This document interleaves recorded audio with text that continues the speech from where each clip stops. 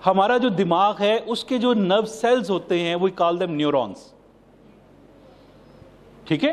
اور ایک انسانی دماغ میں there are billions of neurons, اربوں کے تعداد کے اندر یہ ہوتے ہیں۔ خوش قسمتی یہ ہے کہ شاید انسان اپنی پوری زندگی میں اپنے دماغ کا 2.5% استعمال کرتا ہے جتنی ہم زکوٰۃ دیتے ہیں، یعنی انسان اپنی عقل کی صرف زکوٰۃ ہی دیتا ہے ساری زندگی میں۔ اللہ تعالیٰ نے انسانی ذہن کو بہت بڑا بنا، اور وہ جو 2.5% ہے اس کا بھی کمال یہ ہے، نیکسٹ کیجیے، ہم آپ کو پڑھاتے ہیں، ایک 100 ارب دماغی خلیات ہیں، اور ان خلیات کے درمیان کنیکشنز بنتے ہیں۔ ایک کنیکشن بنا، ہم نے ایک بات سیکھ لی، دوسرا بنا، دوسری بات سیکھ لی، سینکڑوں، ہزاروں، لاکھوں کنیکشنز ہیں جو بنتے ہیں، اور کمال یہ ہے کہ ان کنیکشنز ٹریلین تک ہوتے ہیں، جن میں سے ہم 15,000 کنیکشن نارملی ایک آدمی یوز کرتا ہے۔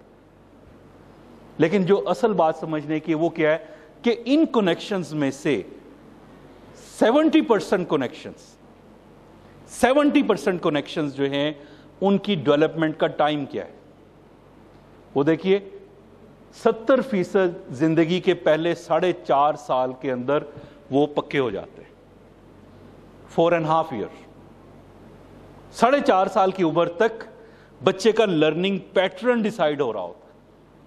یقیناً معلومات بڑھتی ہیں، بعد میں آتی ہیں، لیکن جو راستہ ہے نا، جو سڑک بن رہی ہے اس ان معلومات کی ٹریولنگ کے لیے ذہن میں، وہ جو نیورونز کا کنیکشنز ہیں، وہ جو پیٹرنز ہیں نا، وہ 4.5 سال کی عمر کے لیے بنتے ہیں۔ اب آپ بتائیے 4.5 سال کی عمر تک کا زیادہ تر وقت بچہ کہاں گزارتا ہے؟ اسکول میں؟ کہاں؟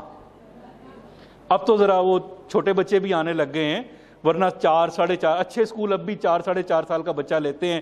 3 سال والا جسے پیمپر لگا ہوتا ہے، فیڈر ابھی اس نے پکڑا ہوتا ہے، اس بچے کو اسکول میں نہیں لینا چاہیے۔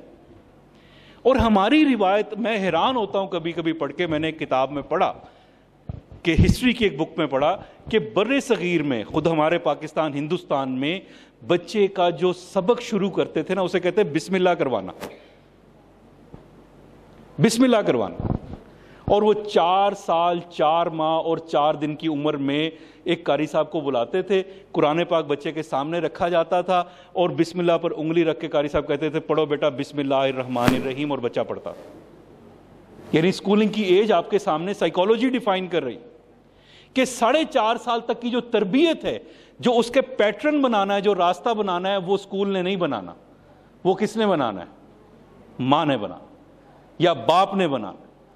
اب آپ دیکھیں کہ اس کا مطلب یہ ہے، ہم اسکول سے شکایتیں سو کریں، میں ان کو بری ذمہ نہیں دے رہا، لیکن یہ دوسری دلیل یہ ہے کہ آپ کے بچے کی جو بنیادی تربیت، that is too much important, اور وہ ساری کی ساری کہاں ہوتی ہے؟ وہ گھر کے اندر ہو رہی ہے۔